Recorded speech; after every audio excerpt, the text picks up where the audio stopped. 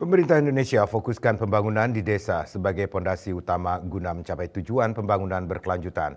3 poin utama digalakkan pemerintah dalam mendorong pemerataan ekonomi.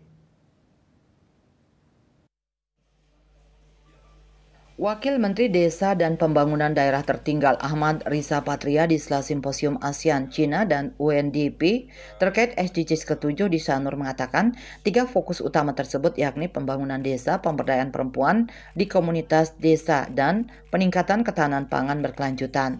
Sekitar 75.265 desa di seluruh Indonesia masuk kategori desa maju, desa mandiri, desa berkembang, desa tertinggal, dan desa sangat tertinggal.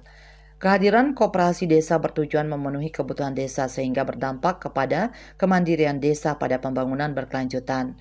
Pemberdayaan perempuan sebagai elemen strategis di desa tidak hanya berperan dalam rumah tangga, namun juga penggerak ekonomi, tradisi, dan ketahanan sosial.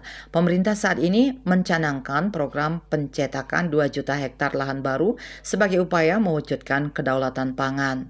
3 isu utama yang penting yaitu pemberdayaan perempuan di komunitas pedesaan,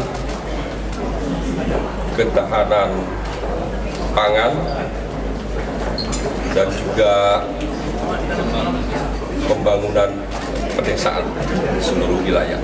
Kami juga ingin belajar dengan negara-negara maju termasuk China, bantuan UNDP juga untuk dapat memastikan bisa mengimplementasikan berbagai pembangunan yang merata guna mewujudkan keadilan, kesejahteraan bagi seluruh masyarakat. Forum yang dihadiri sejumlah delegasi ini diharapkan mencerminkan komitmen bersama dalam memajukan agenda pembangunan berkelanjutan, khususnya melalui pendekatan yang kontekstual dan berpihak pada komunitas lokal.